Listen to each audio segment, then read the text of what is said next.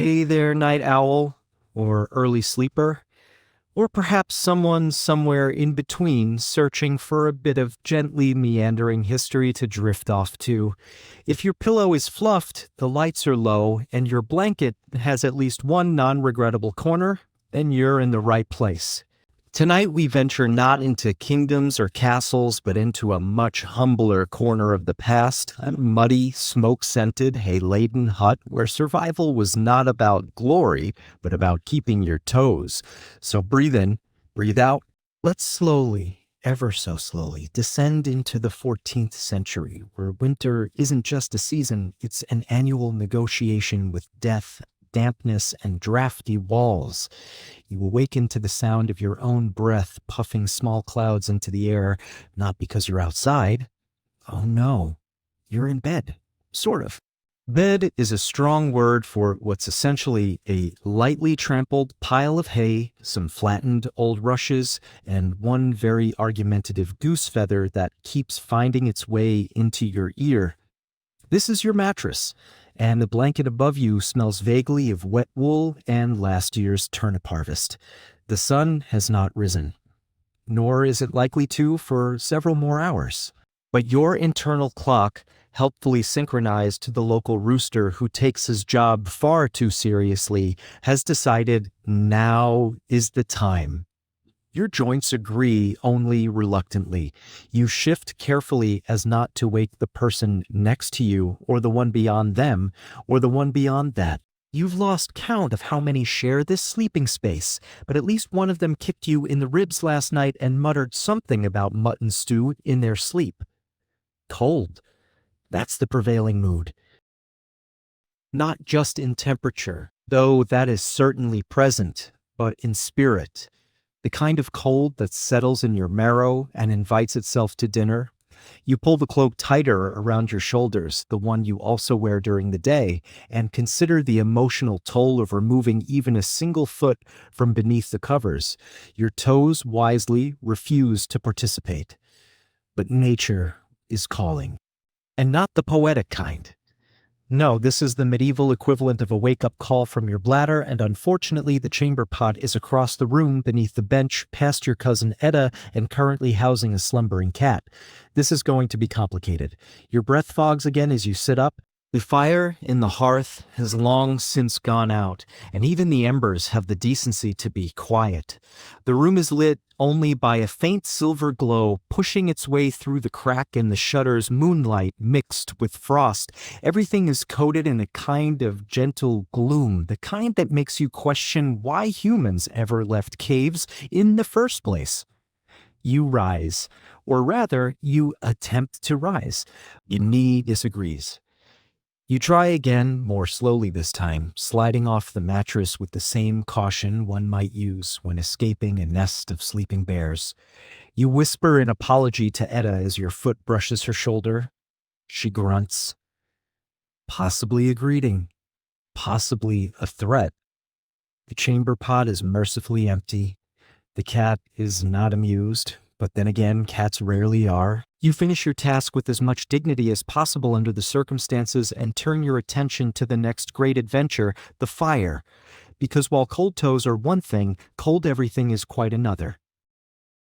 The hearth, if one is generous enough to call it that, is made of stone, slightly cracked, and serves as the centerpiece of your one-room home. It's where food is cooked, where warmth is dreamed of, and where the children once tried to toast a shoe, believing it was bread. It didn't work, but the memory remains, as does the smell. You kneel, poking at the ashes with the stick that may or may not have also been used as a walking cane yesterday. There is nothing but sullen charcoal, a few flecks of burnt wood, and one very confused beetle who chose a terrible place to hibernate. Still, you gather what kindling you have, dried moss, a bit of straw, one questionable twig, and begin the sacred process of attempting fire. It takes time, and breath, and patience, and several whispered curses in languages you don't remember learning. But at last, a flicker, a glow, a tiny flame that licks the wood like it's unsure if it's allowed. You coax it gently, whisper encouragements like you might to a shy goat. Eventually, it grows enough to heat your hands, which have turned a charming shade of pale blue. The warmth is minimal, but it's something. A victory. You sit back on your heels watching the light dance across the room's walls, wattle and daub, patched with cloth and hope. The roof creaks, shifting slightly under the weight of snow or a squirrel or both. Somewhere above you hear dripping and you hope it's water. Behind you the others begin to stir, coughs, mutters, and the sound of someone smacking their lips in their sleep. The day has not truly begun, but the night has mercifully ended. There will be chores soon. Water to fetch from a well that's mostly frozen. Animals to feed, some of whom resent your presence. Bread to bake, or at least attempt, using flour that may or may not contain more straw than grain. But for now, you sit by the small fire, the glow painting your fingers gold, and you breathe. Cold, yes, but not alone. Tired, certainly, but not broken. This is winter. Not the cheerful sleigh bell kind, the real kind, the kind that makes you respect your blanket even when it smells like goat. And so begins the first stage of surviving a medieval winter. With stiff knees, a slightly offended cat, and the triumphant spark of fire, you're doing well so far. Just 19 more nights to go. The fire, now a modest but proud collection of orange tongues, crackled with the confidence of something that had once been lifeless and now aspired to be useful. You, wrapped in your cloak which doubled as a coat, blanket, and occasional picnic mat, hovered near the hearth with your palms outstretched, slowly thawing the stiffness from your fingers. Behind you, the room began its slow, familiar resurrection, noisy coughs, the rustling of straw, someone muttering about dreams involving unusually aggressive sheep. The family stirred like a pot of too thick porridge, reluctant but inevitable. Your younger cousin Berwin emerged from beneath the sackcloth, his hair doing its best impression of a haystack that had been startled. He didn't say good morning. Nobody did. In this house, a grunt was a greeting, a nod was affection, and anything resembling a full sentence meant someone was probably ill. You handed Berwin the kindling basket and motioned to the fire, where he took his seat like a monk settling before sacred flame. His task was to guard the embers, and for once, he didn't complain. You moved to the door, a wood plank creation with more gaps than integrity. The latch was a piece of bent iron and a stubborn bit of string. It creaked open to reveal the white, gray, and brown canvas of late winter, snow clinging in patches, mud asserting its dominance everywhere else. The smell of ash, manure, and wood smoke rolled in like an old friend you tolerated only because they brought news. Step by step, you trudged through the semi-frozen slop that led to the well, balancing the two wooden buckets that had seen better decades. The snow had crusted over in places, giving you the illusion of stability until your foot sank through and the cold water kissed your ankle. You didn't scream. That would waste breath. Instead, you cursed gently under your breath, inventing new insults for snow, wells, and the concept of seasons.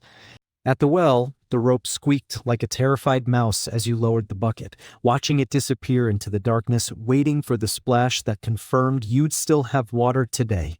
It came, eventually, after what felt like a theological delay. You heaved the bucket up, arm muscles protesting, and repeated the ritual with the second. Then back across the yard where the chickens eyed you with suspicion and the goat, Blanche, chewed a fence post with the slow defiance of someone who knew she was your superior. Inside, the family had gathered around the fire in stages, each person holding a cup or bowl or something vaguely bowl-shaped. Porridge was on the menu, of course. Not because anyone liked porridge, but because there wasn't anything else.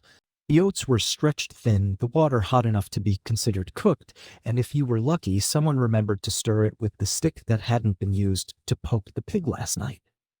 You poured the water into the clay jugs and handed one to Etta, who looked as grateful as a cold stone. She nodded, which in your family was basically a warm hug.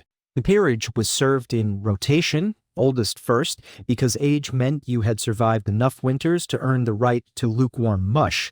You waited, patient, stomach growling with the quiet menace of a distant thunderstorm. When your turn came, the bowl was heavy with potential and very little actual food. You ate it slowly, chewing each bite as if it might be your last. It wouldn't be, but dramatizing breakfast made it feel more meaningful. After the meal, the real work began.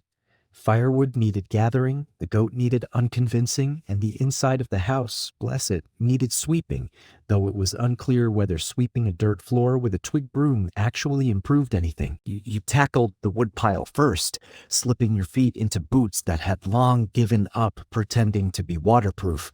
Each step out to the forest edge was accompanied by the squelch of reluctant mud, the kind of sound that made you feel like the earth itself was sighing under your weight. You gathered what branches you could find, fallen, slightly damp, but not completely useless. Back and forth, bundle after bundle, until your arms itched from the scratches and your back hinted at mutiny. Meanwhile, inside, the chores continued. Etta milked Blanche, who offered precisely as much cooperation as expected. The chickens were fed a mixture of grain and stern looks. Berwin attempted to patch the hole in the roof using a method he referred to as hope and layering. You did not ask what he meant. The cold crept back in by mid-morning. The fire, despite your efforts, seemed less enthusiastic. The wind had picked up, slipping through the walls like an uninvited ant with opinions about everything. You layered on your second tunic, the one that smelled less of you and more onions, and returned to sweeping. The floor resisted. The dirt clung to itself, stubborn and compact. You moved the straw around more than anything else, pausing only to fish out a particularly adventurous beetle and relocate it outside. Lunch would be the same as breakfast, with less fanfare. By then, the sun would be high, but its warmth only theoretical, a bright lie in the sky.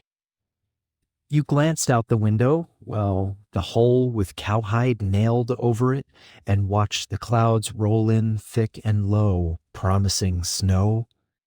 Again, your shoulders dropped. The fire crackled in protest. Someone had stepped in mud and tracked it through the room. You sighed and turned back to the broom, your breath steady, your hands red, your thoughts already drifting to the next task, the next meal, the next flicker of warmth in the endless gray of medieval winter.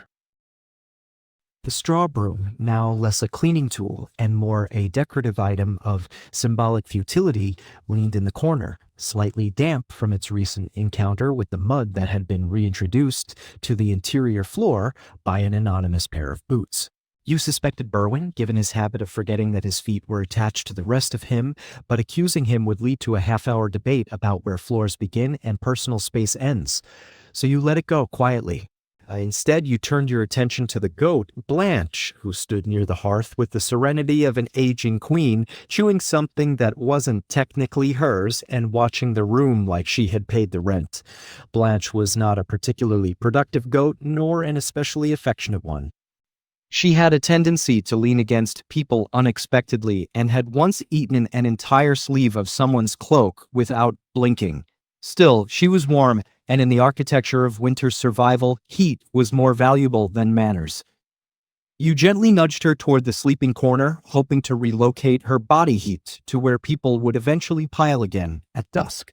Blanche responded by stepping sideways onto your foot and sighing deeply and with purpose. You accepted this as her way of cooperating.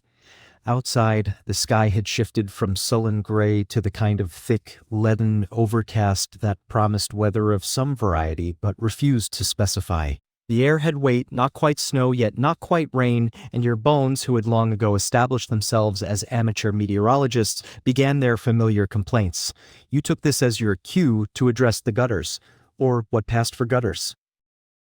More accurately, they were hollowed-out planks affixed at unpredictable angles along the roofline meant to catch melting snow and direct it into the barrels, unless they were clogged, which they always were.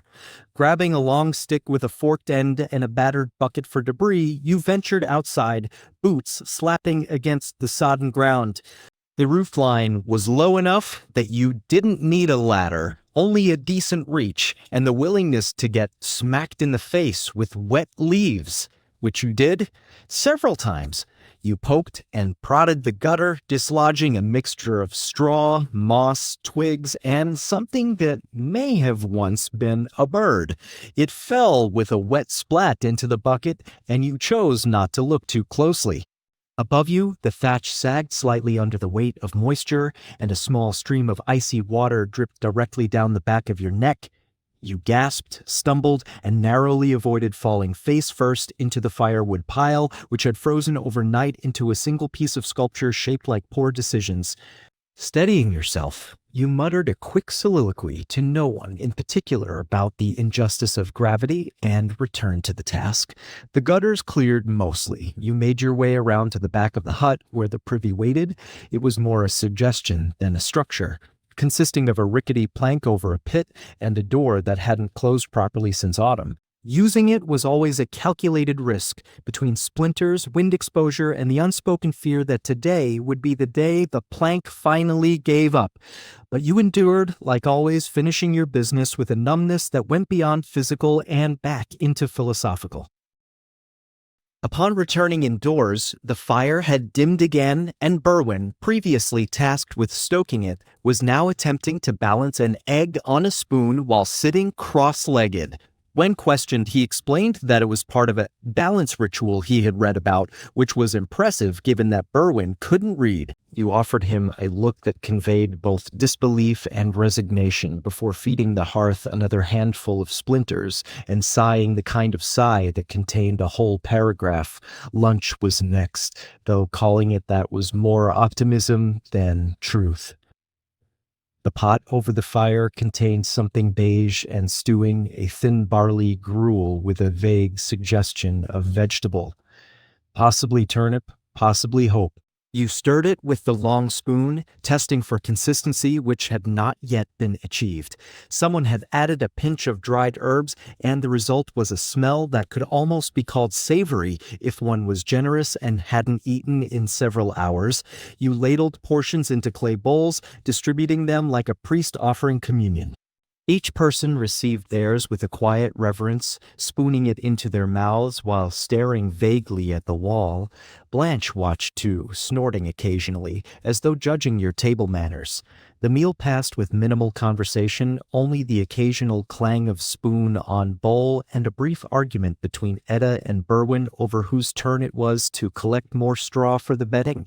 You volunteered instead, partly to escape, partly because walking meant warmth, and partly because the straw pile was on higher ground and therefore less swampy. The path to the barn was not long, but it was slick with melting frost and the footsteps of too many boots. You moved carefully, balancing your steps, holding your skirts just above the muck and trying not to relive the memory of the time you fell face first into the midden heap. The barn, once reached, smelled comfortingly of old hay, dust, and something faintly sweet, perhaps apples long since rotted into cider ghosts. You gathered a bundle of straw, binding it with twine, and paused a moment to lean against the stable wall. The wood was rough but dry, and the barn was quiet in a way the house never was. Here, you could almost imagine silence, almost imagine peace. Outside, the wind began to pick up again, sending rattling gusts through the shutters and carrying with it the faintest whisper of approaching snow. You lifted your bundle, bracing for the walk back, your boots heavy, your breath visible, your mind already preparing for the evening to come, when the cold would deepen, the fire would fight for dominance, and the night, as always, would stretch longer than expected. With the bundle of straw balanced across your back like a lopsided yoke, you trudged down the familiar path from the barn, the same path that by now could recite your footsteps like a well-worn prayer. The sky had darkened further in your brief absence, its sullen gray taking on an almost bluish tint, the kind that meant snow was no longer a distant concept but a scheduling certainty. Each gust of wind tugged at your cloak like a bored child, flinging bits of straw from your load and whistling through the trees in a way that made you question why nature insisted on being so dramatic. By the time the hut came into view, squat and unimpressive against the sprawling plain of cold, your boots had accumulated enough mud to qualify as secondary footwear. The door creaked open as you nudged it with your elbow, and inside, the warmth of the hearth greeted you, not warm exactly, but warmer than outside, which by your standards was a win. Blanche snorted from her spot by the fire, clearly displeased by your absence or perhaps your muddy entrance, and Berwin looked up from where he was unsuccessfully darning a sock with a piece of string and too much confidence. You dropped the straw by the sleeping area, letting it fall in a puff of dust and broken stalks, then dusted your hands on your tunic and moved toward the hearth, eyeing the pot which still sat over the embers, now reduced to a slow, sticky bubble that emitted the occasional suspicious pop. The others barely noticed your return, which was fine. Conversations this late in the day were generally reserved for questions like, is this edible? Or did anyone check if the roof is still attached? Speaking of which, the roof had sprung another leak. You noticed it when a drop of water hit your forehead mid-stretch, startling you into a brief existential reflection before prompting action. You fetched the patching bucket, a battered wooden pail containing straw, a scoop of mud, and a lump of something fibrous no one dared identify, and climbed the short ladder to the loft space.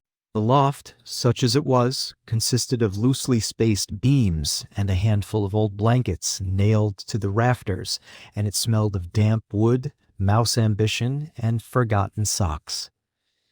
The leak had opened near the chimney line, a small but persistent drip that had formed a tiny puddle on a bent plank. You crouched, stuffing straw into the crack with fingers already stiff from the cold, then packed it tight with the mud mixture, smearing it like jam, if jam were made from desperation and sheep manure. As you worked, the wind rattled the thatch above, and flakes of frost filtered down like glitter from a poorly planned holiday pageant. You whispered to the roof, not sweet nothings, but pragmatic pleas. Hold just a few more days. Don't collapse tonight. Give me this one small mercy. The others had already eaten again, or nibbled, or pretended to, depending on what counted as a meal in a household where the difference between lunch and dinner was mostly semantic. Edda passed you a piece of stale bread, which you dunked unceremoniously into the bowl until it softened enough not to chip a tooth. Outside, the wind howled in earnest, a low, mournful sound that made the shutters tremble and the cat reevaluate its decision to sleep near the door. Evening crept in without permission, shadows curling in the corners, and someone lit the single candle kept in the carved nook above the mantel. It flickered, reluctant and uneven, casting long, shaky silhouettes that made the table legs look like dancing specters. This, unfortunately, meant it was time for the weekly bath. Not because anyone felt particularly inspired by cleanliness, but because the smell had reached a point where it could no longer be negotiated with. The washing tub, a half-barrel lined with a sheet of old canvas, was dragged into the center of the room, and the kettle, now boiling, was mixed with water from the jugs to make something approaching tolerable. You were second in line after grandmother, who took her time with all the ceremony of a royal coronation. When your turn came, the water was tepid and flecked with the misfortunes of others, but you stepped in with the stoicism of one who had accepted that warmth was fleeting and privacy a myth. You scrubbed with a rag and a bit of homemade soap, which smelled like lard and dried rosemary and didn't quite lather so much as smudge. Your arms goose, pimpled instantly, your teeth chattered, and yet the sensation of not being coated in grime was almost luxurious. You allowed yourself one deep breath of steam, one moment of something like peace, before the door banged open and the wind carried in a flurry of snow and the unmistakable sound of the pig escaping again. This caused a chain reaction. Edda dropped the ladle, Berwin shouted about the door, the cat ran across the hearth in protest, and you, half-bathed and blinking, wondered if there would ever be a moment in your life that didn't include cold feet and immediate problem-solving. You stood, wrapped yourself in a towel that was really just a stretched bit of wool, and hurriedly made space for the next inline, while Blanche, unimpressed, used your discarded tunic as a nap spot. The snow now fell in earnest, heavy and unhurried, drifting through the broken latch and melting in slow circles on the stone floor. Someone would have to fix the door. Someone would have to chase the pig. Someone would have to find out what that smell was coming from under the table. But not yet. First, you sat by the fire again, steaming gently, your skin tingling from the scrub, and stared into the flames like they might tell you something. The candle flickered low. The shutters creaked, the goat snored, and outside the world turned slowly white and colder still. You didn't intend to go back out into the snow, certainly not so soon after your reluctant bath, and especially not while your skin was still a little damp and hair had frozen into strange shapes at the ends like icy willow branches. But the pig, Matilda, named sarcastically after a duchess none of you had ever met, had decided that now, in the earliest folds of evening, was the perfect moment to test the boundaries of your family's patience and the limits of your dignity. She had escaped again through the same gap in the fencing that had been patched and repatched with sticks, twine, and once a very cooperative cabbage. You wrapped yourself in a second cloak, one that smelled faintly of old onions and summer mildew, and stepped into the snow with all the enthusiasm of someone heading to a very minor battle. Matilda's tracks were easy to follow at first. Her hooves left uneven prints that led away from the hut in a confident zigzag, looping around the water barrel, past the compost heap, and disappearing somewhere behind the woodpile. Snow clung to your boots, adding to their already impressive weight, and the cold slipped into your sleeves like a silent cat, curling around your arms and settling there. You called her name, as though that had ever worked, and were rewarded with a dismissive grunt from somewhere under the collapsed lean-to where the tools were kept, most of which no longer performed their original purpose. You crouched, peering into the dim space, and found her there, chewing thoughtfully on a broken broom, and watching you with eyes that gleamed with equal parts mischief and deep portion apathy. Coaxing Matilda was not an art so much as a ritual of failure. You tried bribery with a cold carrot nub, persuasion in your kindest voice, and even a brief attempt at moral reasoning, none of which produced any result except a particularly theatrical yawn. Eventually, you grabbed the collar, a loop of braided rope tied around her neck mostly for decoration, and dragged her out, step by squelching, protesting step. She snorted, slipped, and flailed like a small furry avalanche. But after much encouragement and several muttered apologies to the spirit of dignity itself, you managed to return her to the enclosure, replacing the broken fence slat with a half-frozen stick and a rock that might have once been part of a sacred monument, but now had a very practical job. By the time you re-entered the house, the bathwater had been dumped outside, the fire had been fed into a livelier state, and your portion of the evening stew, if it could be called that, sat cooling in a cracked bowl beside the hearth. You ate it standing up, the way people eat when they know sitting will only invite conversation or another chore. The stew was made of root vegetables, primarily potato, with occasional surprise elements that might have been turnip or might have been a chunk of wax, depending on your level of optimism. The warmth, though brief, was enough to reach your fingertips, and for that alone, you were grateful. Berwin had taken up position near the fire again, now attempting to repair a pair of mittens with twine and sheer willpower. Etta was braiding her hair into what could charitably be described as a functional style, and grandmother had fallen asleep with her mouth open and a cat nestled into her lap like a furry badge of honor. The room was quiet, but not silent. The kind of quiet that holds breath, where everyone is doing something but no one is speaking. The candle burned low again, casting faint shadows on the low beams overhead, where several spiders were attempting a winter reconstruction project of their own.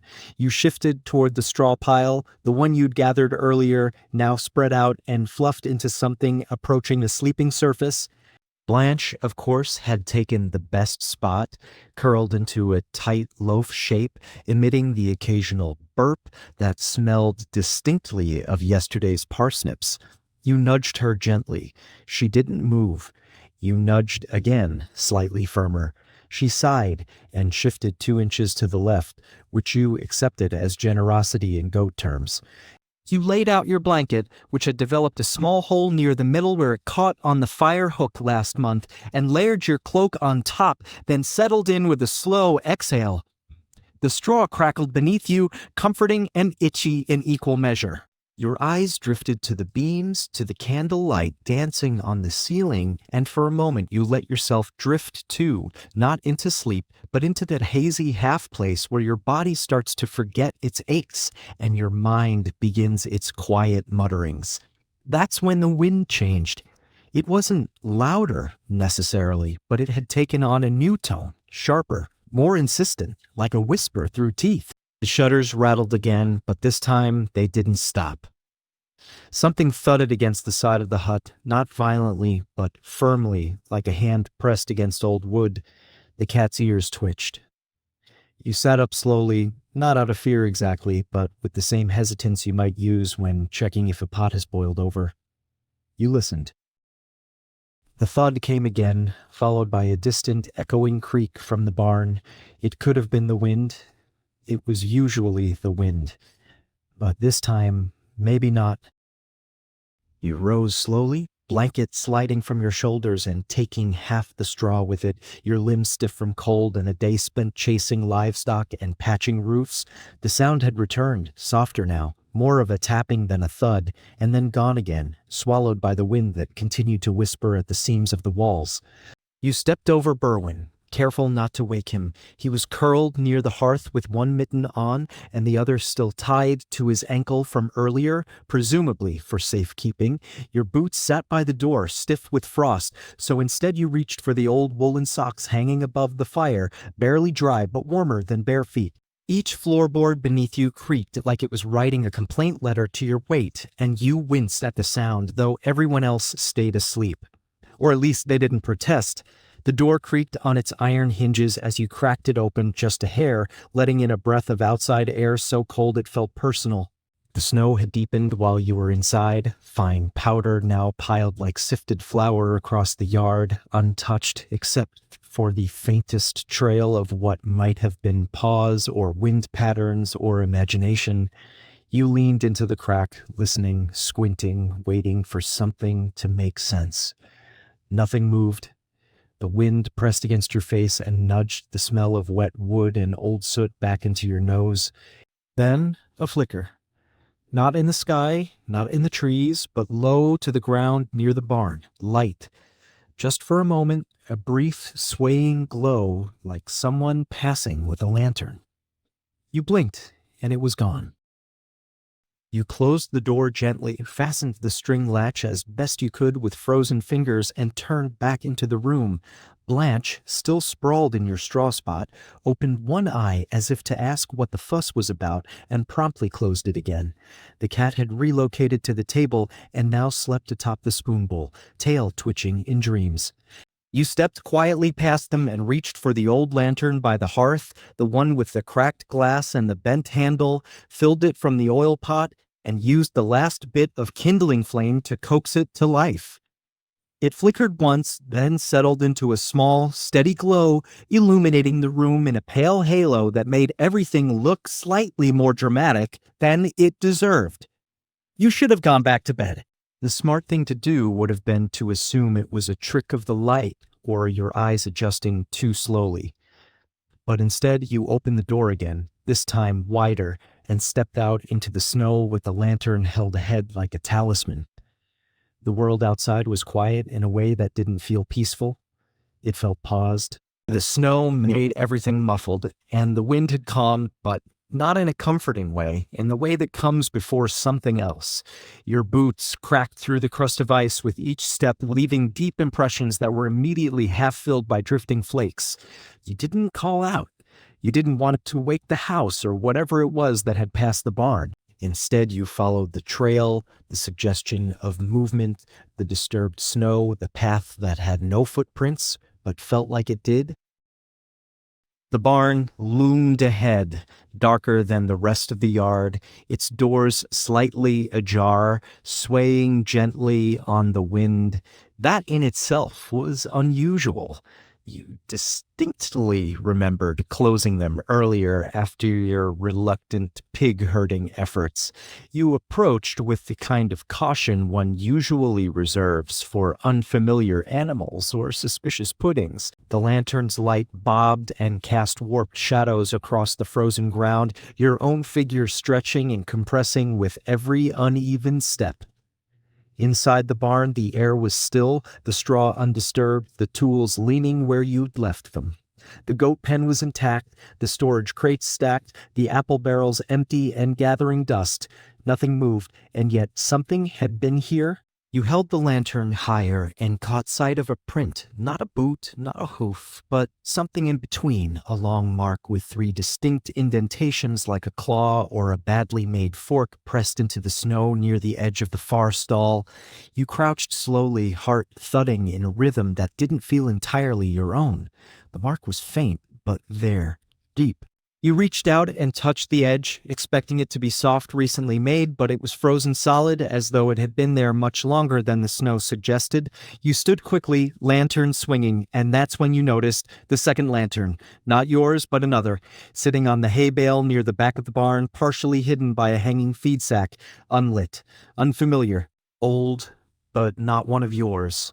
You approached it slowly, cautiously, reaching out with one finger and brushing away the snow that had begun to gather on its rim. It wasn't cold like the rest of the barn. It was warm, slightly. Like it had only recently been put out, or worse, was still waiting to be lit. You straightened, breath caught somewhere between your ribs and your throat, and listened again. There was no wind, no movement. Only your own heartbeat and the faint hiss of the lantern in your hand. Then, behind you, a crunch. You turned, not quickly, but with the deliberate slowness of someone who knows that fast movements only make things worse when one is already unsure what one hopes or fears to see. The crunch had come from the barn doorway, that much you knew, and your lantern's glow spilled across the threshold in a soft, golden arc that trembled slightly with your grip. The hanging tools cast tall, thin shadows across the walls, each one shifting subtly as if stretching in their sleep. The second lantern, still warm, sat behind you like an accusation. For a long moment, nothing happened. Then another crunch, fainter this time, not directly ahead but to the side, off near the wall where the hay sacks leaned in a careless stack like half-dressed guests at a poorly organized feast. You lifted the lantern higher, illuminating the outlines of the sacks, the stray bits of twine, the small pile of broken crate boards you hadn't gotten around to clearing. No animals moved. The goats hadn't stirred. Even the chickens roosting in their crooked perch above the feed bins were silent as statues, their beady eyes open but unblinking. You stepped forward, breath shallow, boots trailing a line through the thin coating of snow that had drifted inside. Your shadow slid across the hay like a hesitant guest arriving too early, and still nothing emerged. Another step, then another. The edge of the haystack came into full view, and there, pressed into the straw at the base, was another of those prints, 3 marks, deep and clean, too wide for a dog, too narrow for a boot, and oddly uniform, as though pressed deliberately. You crouched again, inspecting the impression. It didn't look fresh, but the snow within it had barely started to crust. Whatever had left, it couldn't have been far ahead of you. You stood, turning toward the back of the barn, toward the door that led out into the small yard where the woodpile rested and the compost heap steamed faintly on colder nights. That door now hung open too, just slightly, just enough to show a sliver of darkness on the other side, darker even than the night beyond it. The wind had not opened it. The latch was high, stubborn, and more than a little rusted. Someone or something had moved it. You swallowed, mouth dry, and took a single step toward it. Your lantern's light reached the threshold and hesitated, casting a trembling glow on the ground just outside, where more of the strange prints disappeared into the snow, spaced at even intervals, like someone walking with intent. The snow had started again, lightly this time, delicate flakes catching the edge of the lantern's light and spinning like dust in a forgotten attic. You stood at the door, squinting into the dark, listening not for sound now, but for silence, for the wrong kind of silence, the kind that holds its breath. And there it was, the realization that everything was holding its breath, the wind, the animals, even the trees. You took another step outside. The cold was immediate, biting into your skin despite the layers, and the snow reached up past your ankles now, soft and dry. You followed the prints past the shed, past the woodpile that sat like a frozen monument to unfinished chores, past the edge of the yard and toward the tree line where the orchard began, the one where the apple trees grew stunted and crooked and only produced sour fruit 3 years out of 5. Your lantern illuminated the low branches, bare and brittle now, stretching like skeletal fingers overhead. The prints continued, clean and undisturbed by drift, heading straight between the trees, not meandering as an animal might, but direct, as if whoever or whatever walked had somewhere very particular to be. You hesitated. The forest was not large, but it was dense, and this path, though familiar by day, looked strange at night, like a drawing done by someone who had only ever heard it described. Still, you followed not because you were brave, but because turning back now seemed worse somehow, like closing a book without finishing the sentence, like blowing out a candle and waiting in the dark to see what had been behind it. The further you went, the deeper the snow became, and the colder the air. The branches began to crowd lower, and your breath formed tight clouds in front of your face. You glanced down, still the prints, now joined by a second set, smaller but identical in shape. You blinked, stopped, raised your lantern. Ahead, something moved. Not quickly, not noisily, but enough that your eyes caught it.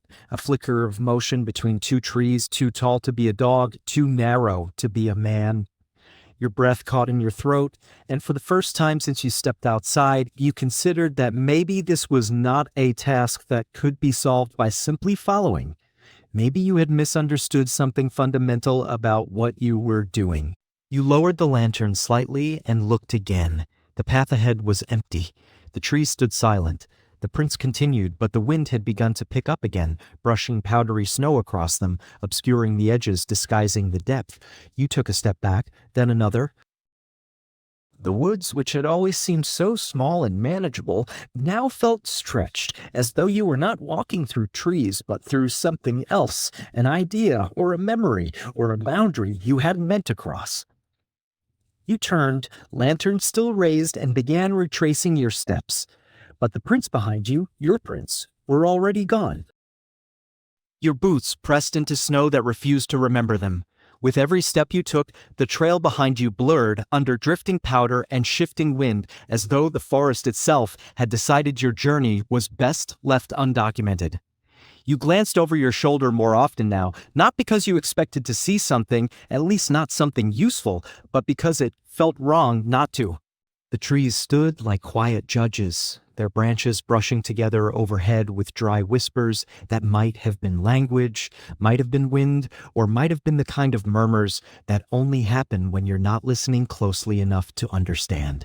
The lantern flickered in your hand, not from lack of oil you had checked twice, but as if something around you wanted the light gone, not extinguished exactly, just gently discouraged.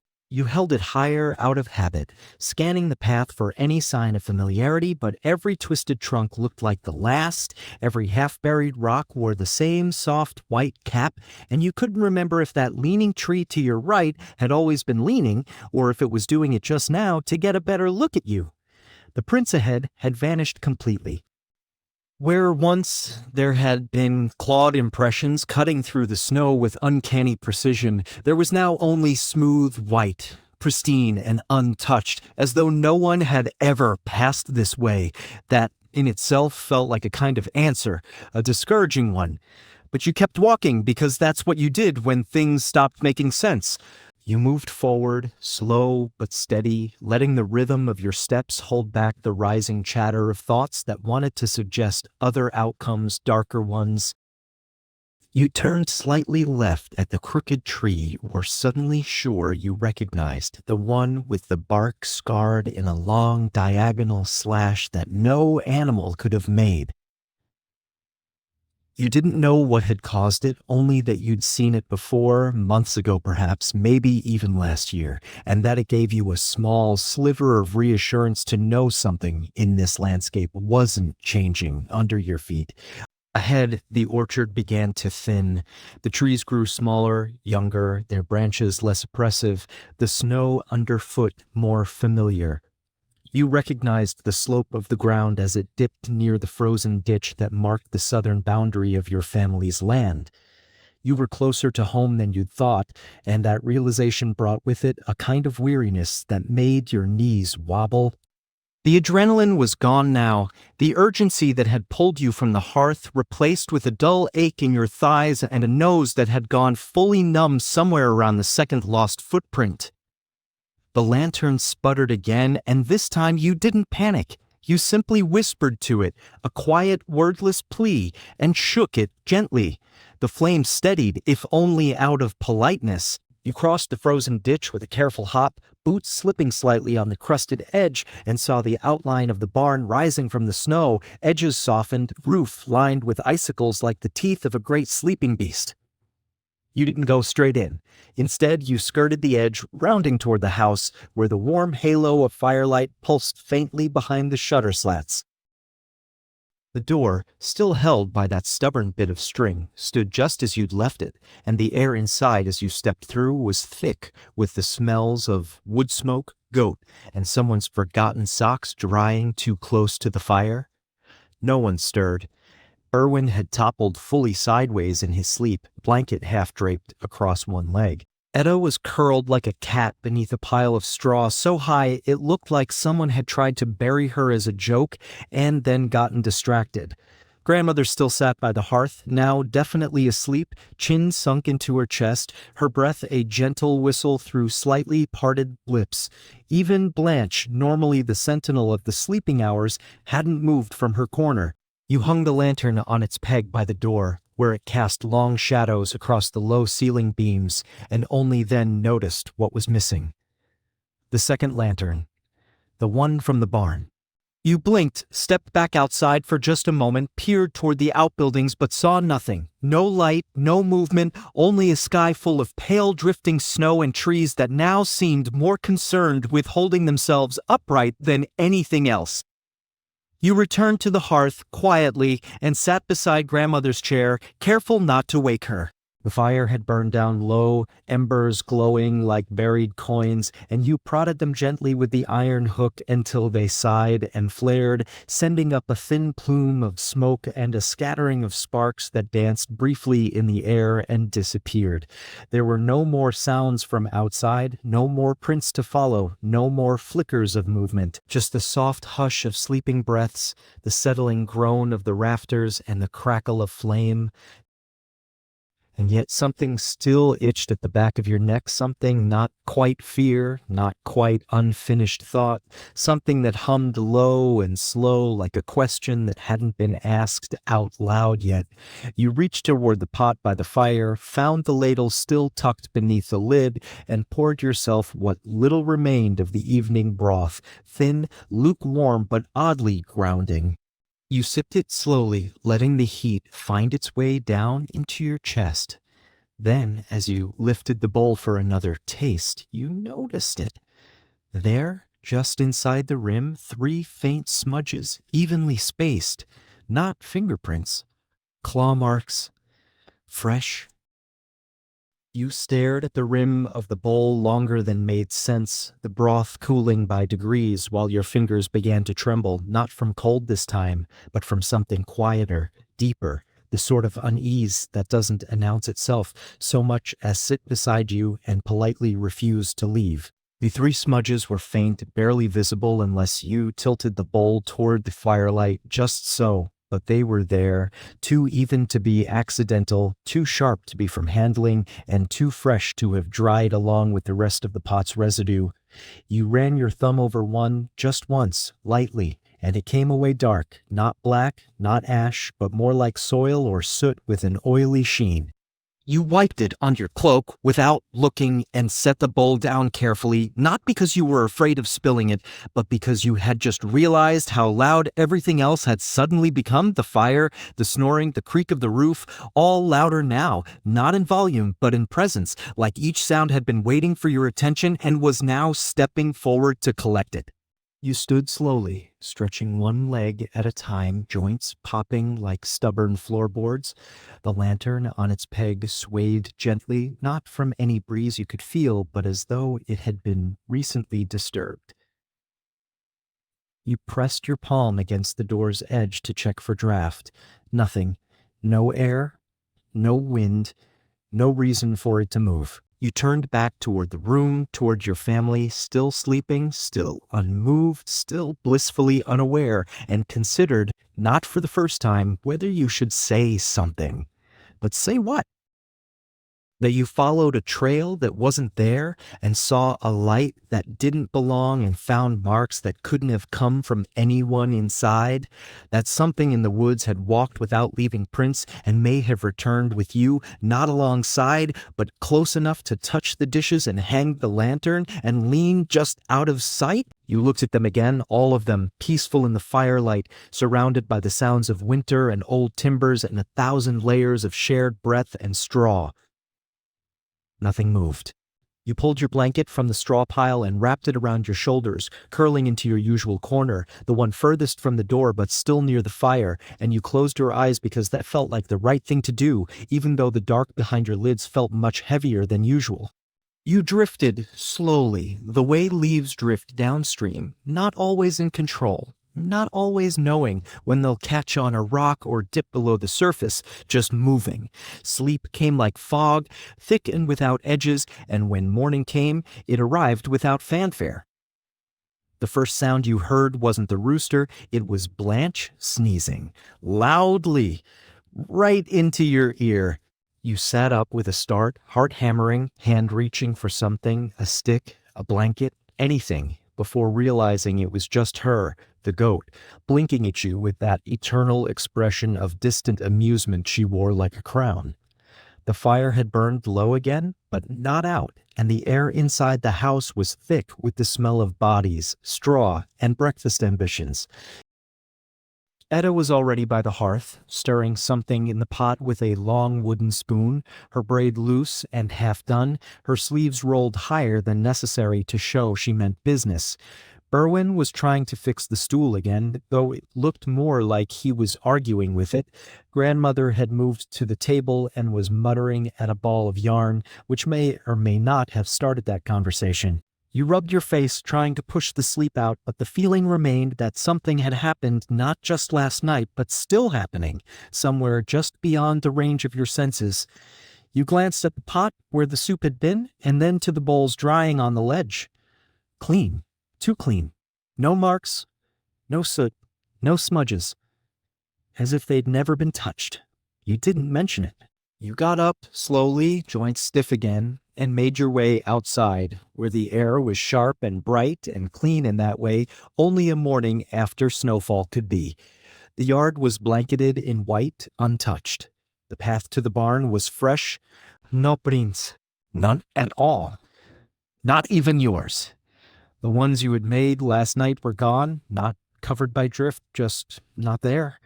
The wood pile was undisturbed. The compost heap steamed like always. And the barn door, which you remembered closing after coming back in, now stood open again, just a little, just enough. You took a breath. Deep, cold.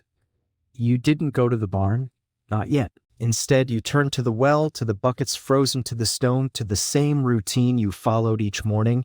You broke the ice, you hauled the water.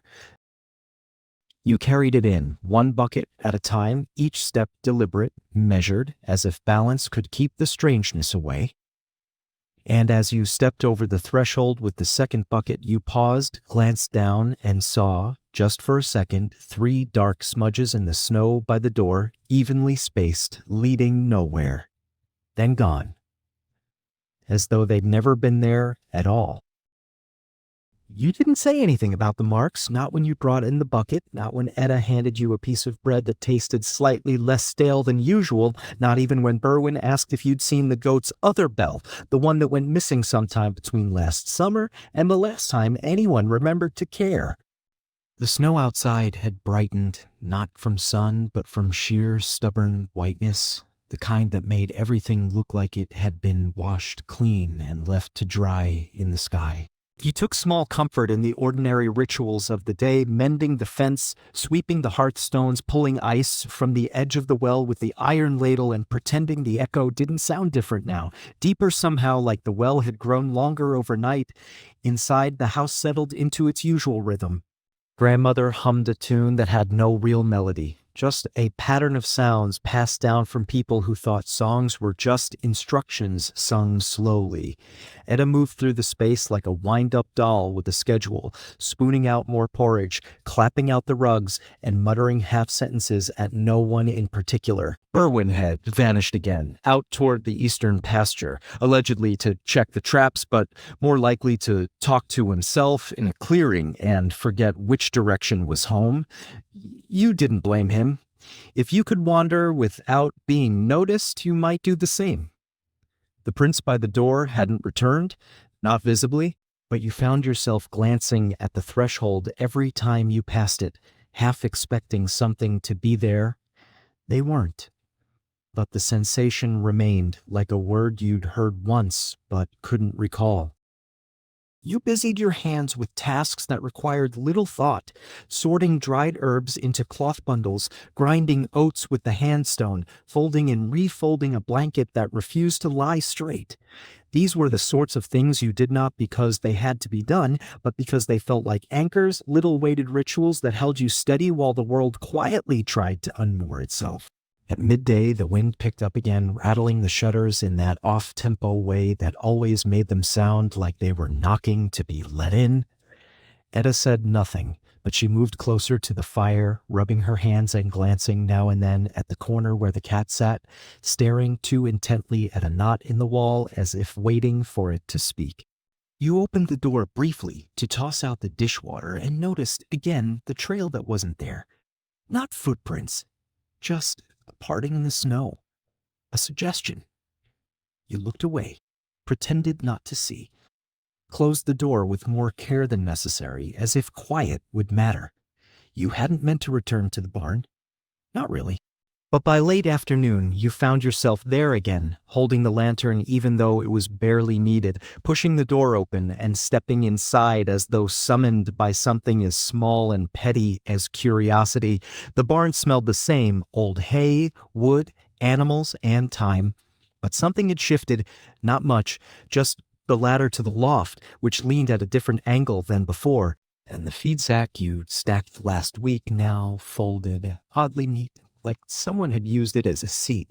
You ran your fingers along the ladder's rung, dry splinters catching in your skin, and debated climbing, just to look, just to confirm. The loft was narrow, meant for hay and forgotten tools, not for people.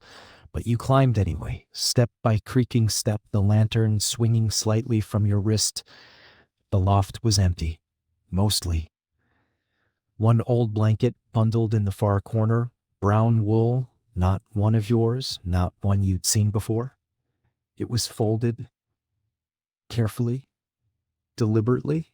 You knelt beside it, lantern low, and saw beneath the edge a scattering of something dark. Not ash, not dirt, something with texture. You reached out, touched it, and immediately wished you hadn't. It crumbled under your fingers, not like soil, but like dried skin or bark or something that had once been something else. You stood quickly, heart thumping, and bumped your head on the low rafter, the sound startlingly loud. Below, the goats shifted. One bleated, another stamped. You took a breath, steadied the lantern, and backed down the ladder, one hand always touching wood.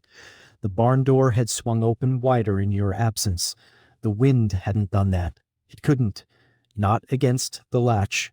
You stepped outside again, boots pressing into snow that still held no record of their passage, and looked toward the tree line where the orchard met the forest, where the light dimmed faster than it should and the air smelled sharper. Then you turned and walked back to the house, forcing your pace to be slow, even deliberate. Inside, the fire had been fed. The stew was bubbling. Etta was setting bowls. No one mentioned the barn. No one asked why your hands were shaking. You sat, spooned stew into your mouth, and told yourself it was fine, that it was just wind and animals and shadows that don't mean anything. But you looked down again at the bowl, and the rim was clean. Impossibly clean. Like it had never been used. Like something had already cleaned it before you'd sat down. And across from you, Grandmother, without looking up, said in her sleep voice, the one that didn't always wait for permission, you should stop going out after dark. It notices. Then she was quiet, and the fire popped. And outside, something scraped lightly against the shutter. You didn't speak. Not when Grandmother's words hung in the air like steam over an extinguished pot. Not when Etta dropped her spoon just a little too loudly and muttered something about the stew being oversalted when it hadn't been salted at all. Not when Blanche wandered past the hearth with a clump of someone's sock stuck to her horn. You just kept eating, slowly, methodically, counting your chews like they were keeping time for something larger. Outside, the scraping had stopped. Not faded, not blown away, just stopped, like a decision had been made. After dinner, no one lingered by the fire. Normally, there'd be a game of knucklebones, or Berwin would attempt to tell one of his long-winded stories that always involved someone getting mildly cursed or forgetting how doors worked. But tonight, everyone moved a bit quicker to their respective straw piles, muttering excuses, yawning too loudly, pretending fatigue was heavier than fear. You stretched your blanket over your knees and sat a little longer, poking the fire until it flared and then settled again, watching the red embers shift and pulse like quiet breathing. You didn't want to sleep. Not yet. Not because you were afraid exactly, but because sleep meant closing your eyes, and closing your eyes meant trusting the dark to behave. You finally lay down just before the candle died, letting the last bit of wax hiss softly into the air as the wick curled and surrendered. You curled toward the wall, away from the door, and listened to the sounds of everyone else pretending to be asleep. Etta's fake snore starting too loud, Berwin turning over for the 5th time, Grandmother whispering some old rhyme to herself about leaves and old stones and something that sounded a bit too much like stay still. Eventually, quiet settled in for real, but it was not peace. Just the kind of quiet that fills the room when everyone agrees not to speak about the same thing at once. You woke to the thump. It wasn't loud, just sharp, precise, like someone had dropped a wooden spoon directly onto the table with intent. You sat up. The fire was low but still alive, casting a dull orange glow across the room. The door was closed. No one else was moving. The thump came again, not from inside, from above. You looked up, slow and careful, toward the beams, toward the ceiling you'd seen 1,000 times but which now felt unfamiliar, stretched somehow, like it had grown taller in the night. You stood quietly, blanket still around your shoulders, and stepped toward the ladder to the loft. The one that led to the storage crawlspace where nobody slept and nothing useful was kept anymore. Another thump. You climbed. The ladder creaked once, then held. At the top, you hesitated. The loft was darker than it should have been. Your hand reached out into nothing, fumbling for the familiar shapes, old crates, sacks, the spare wash basin with the crack across the middle. Your fingers brushed canvas, then something soft.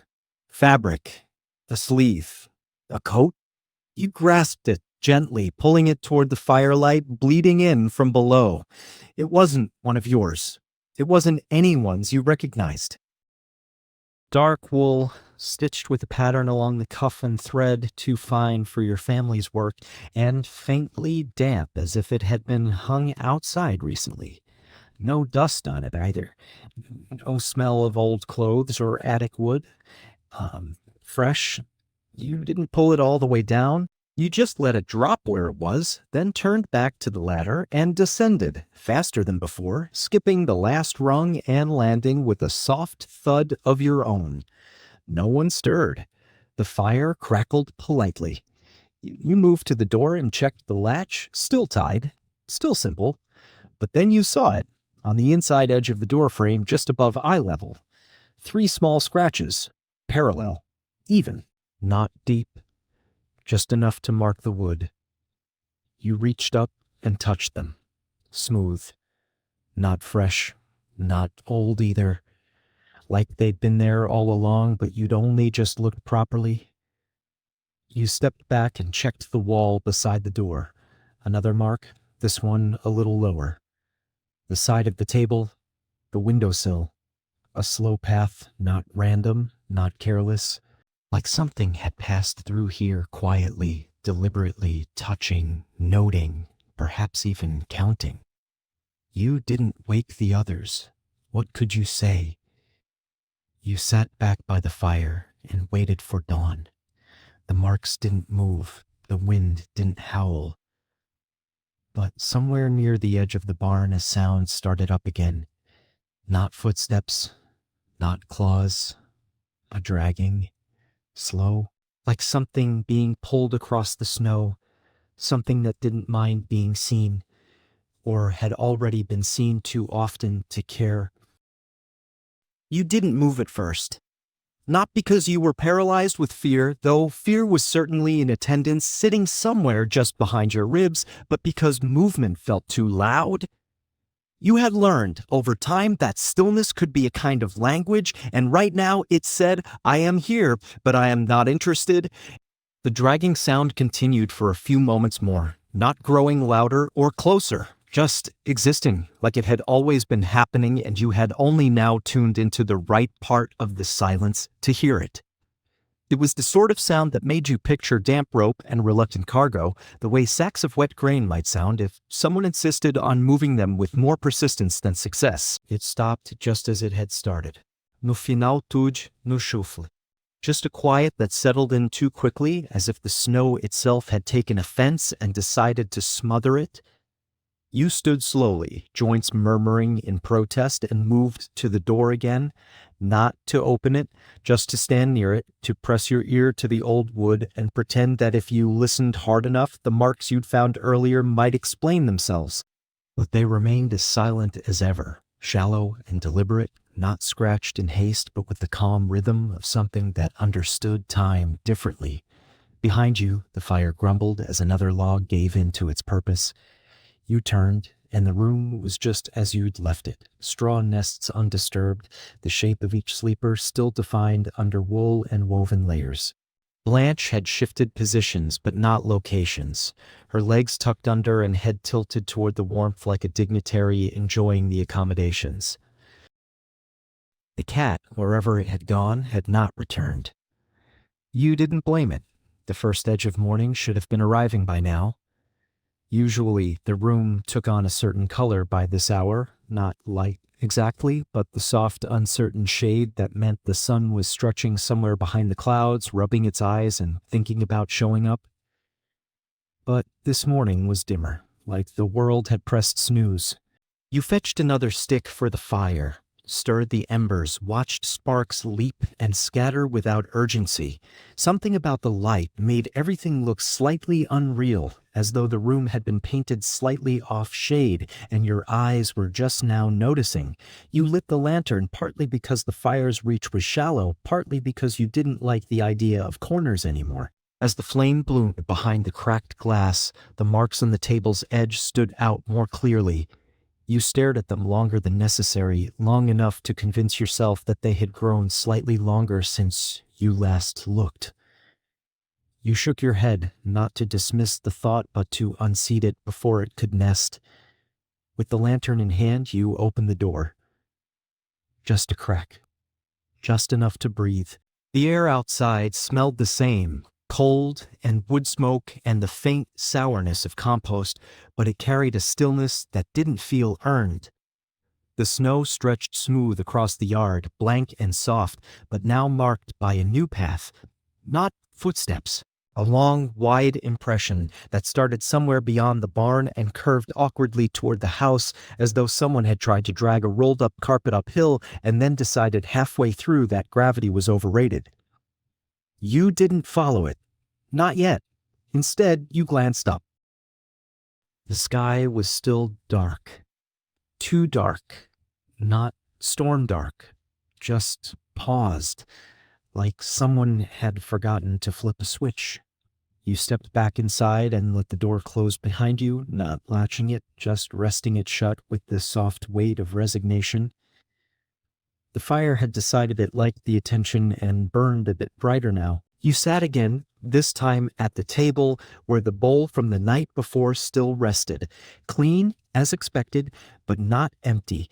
Inside, faint at the bottom, was a smear, not quite soot, not quite ash, grayish, curved slightly, like something had been there and decided to leave a small part of itself behind.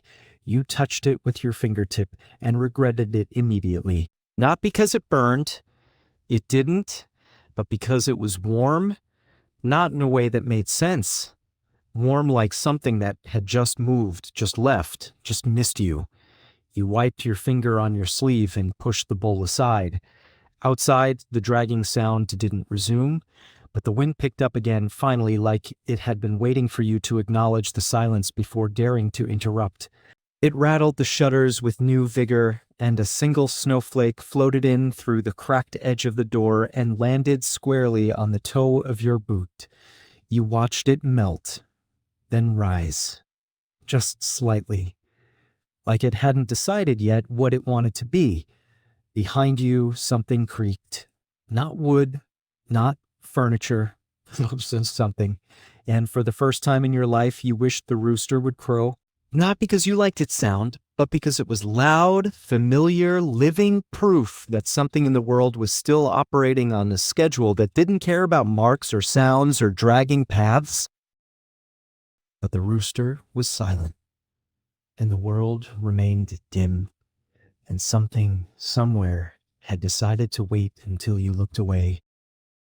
You turned your head slowly toward the creek. The lantern's glow dragging a hesitant beam across the floorboards, across the straw, across the wall that had always simply been a wall and now looked like it might want to be something else. The creek didn't repeat. No footsteps followed, but the shape of the corner had changed. It wasn't wrong, exactly, just slightly fuller than before, like the shadows had become thicker there, as if someone had added a second coat of paint to the dim. You didn't move. You told yourself it was nothing, just the light shifting as it always did, just your eyes playing tricks, which they did quite often even in daylight, even on days without dragging noises or claw marks or skyless mornings. But you didn't move. You stared. The corner didn't flinch. It waited, and that was worse. You turned back to the fire because fires didn't pretend.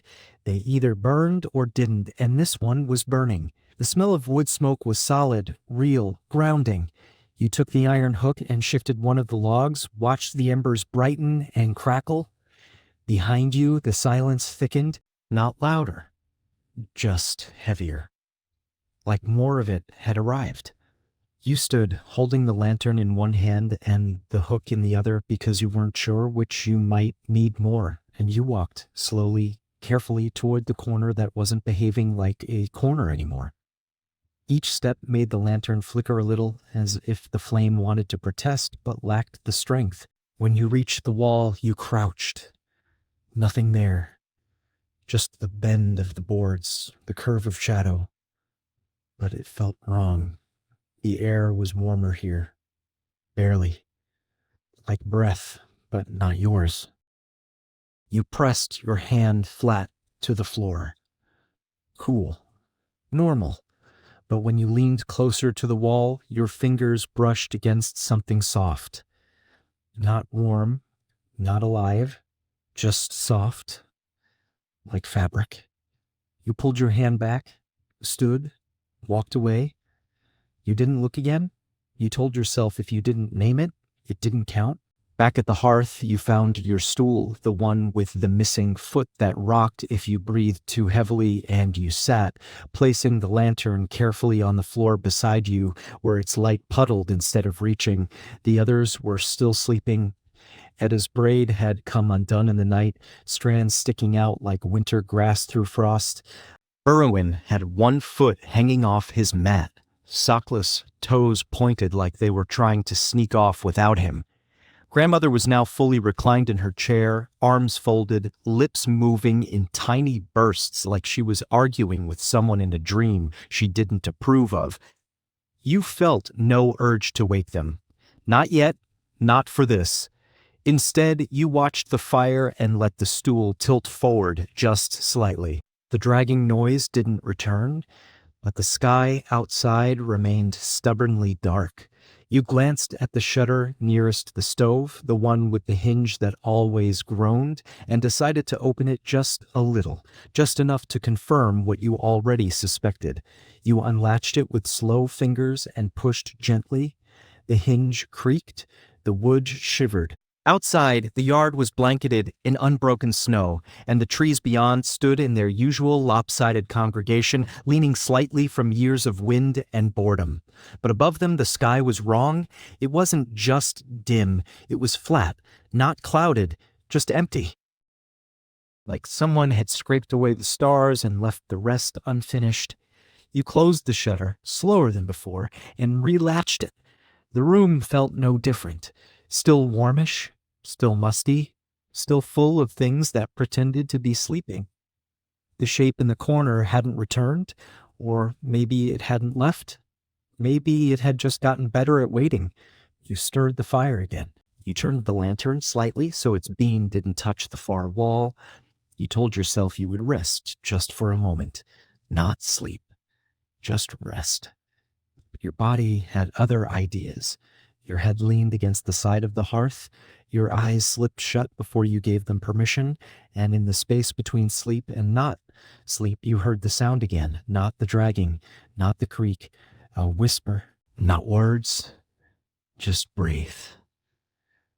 But it was close, closer than the wall, closer than the floor, like something sitting just beside you, waiting for you to notice.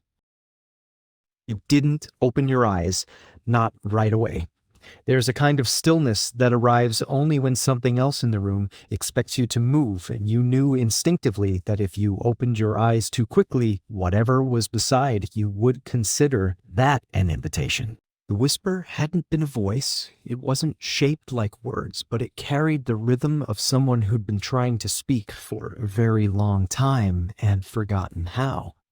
You held your breath without meaning to, not out of fear exactly, but out of a deeper sense that even your exhale might be misunderstood. The hearth radiated heat against your cheek, but only on one side. The other, the side facing the open room, had grown cool in a way that made the tiny hairs along your jaw rise slowly, as if alerted by something just out of reach. The fire still crackled faintly, but now it sounded farther away, like it had been moved, or like the air between you and it had thickened. You counted slowly in your head just to remember where time was. 1, 2, 3, 4. Nothing happened, or at least nothing that moved. But the sensation of breath didn't leave. You could feel it now, soft and rhythmic, not your own, brushing your shoulder with an eerie gentleness that almost felt like kindness. You shifted slightly, just enough to feign a stir, the way one might in sleep when adjusting a dream. The breath paused, just for a moment, and then resumed. You risked opening your eyes just a crack. But beside you, just past the very limit of your vision, there was an absence. Not a shadow, not a person, just a space where something might be if the world had decided to include it. You blinked, slowly, fully.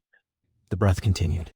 You turned your head just a little toward the hearth, away from whatever sat next to you, and in the flicker of the firelight reflected off the iron poker, you saw a second reflection. Not yours. Behind you, not a face, not a shape, just a shimmer, like breath caught in cold air. You stood fast.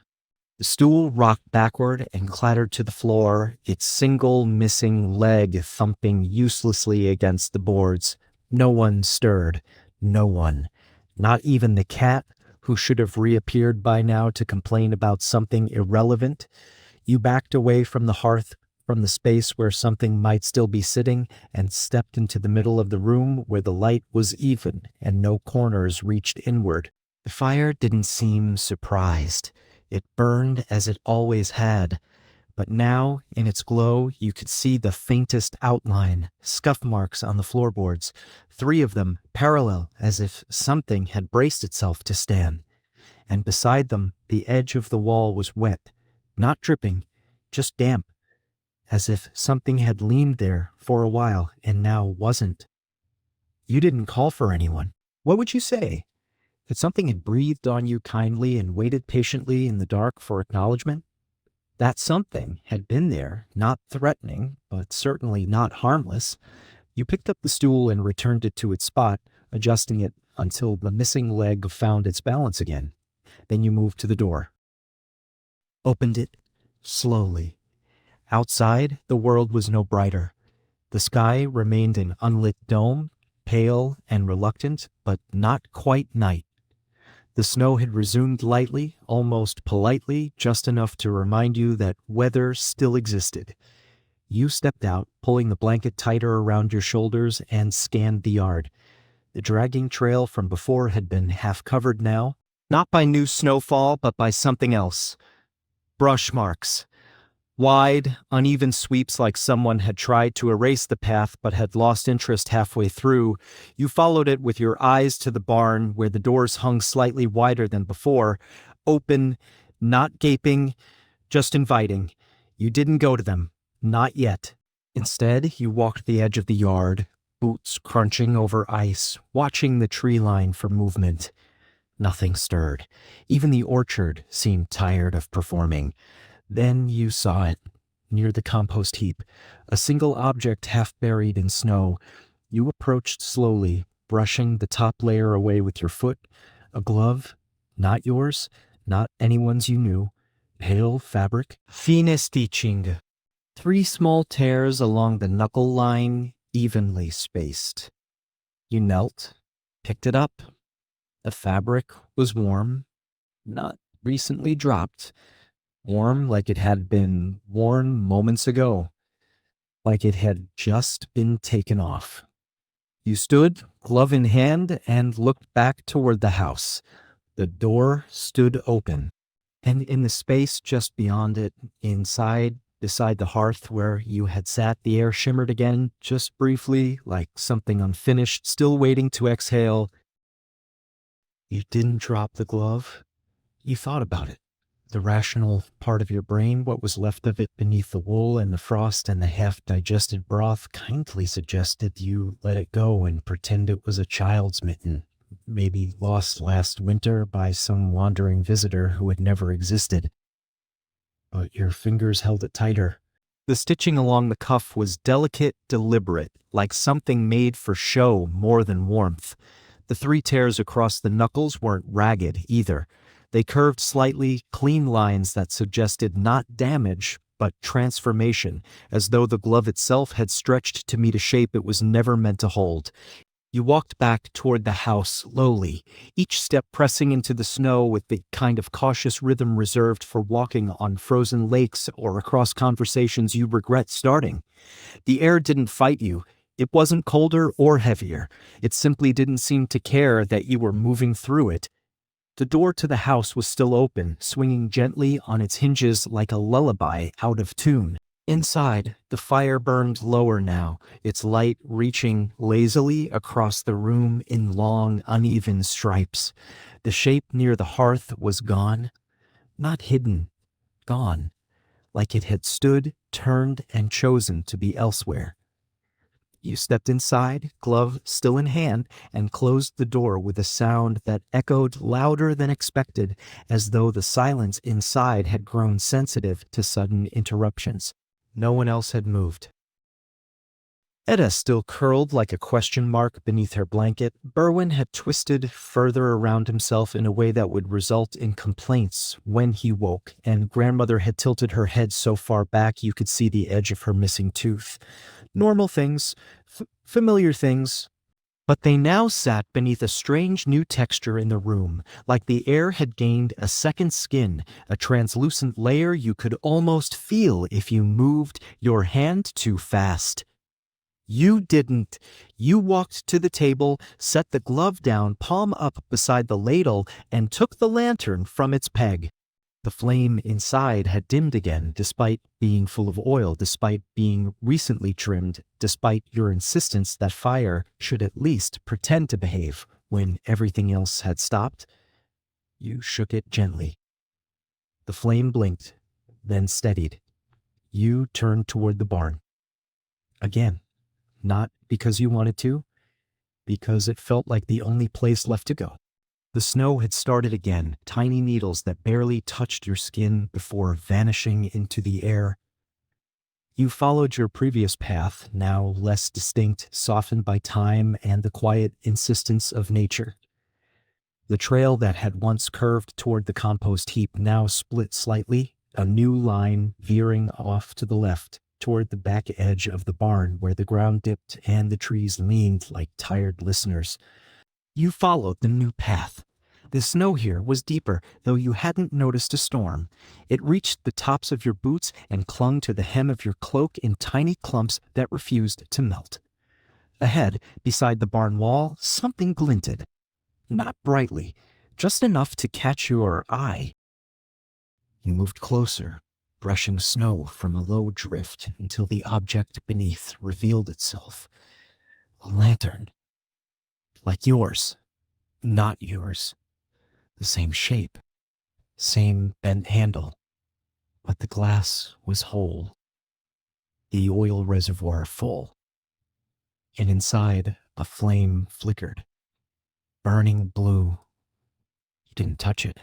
You stood beside it, lantern in one hand, glove still in your pocket, and looked up toward the barn door, now closed again, tightly, as if it had never been open. You reached for the latch. It was warm. Again. Always warm.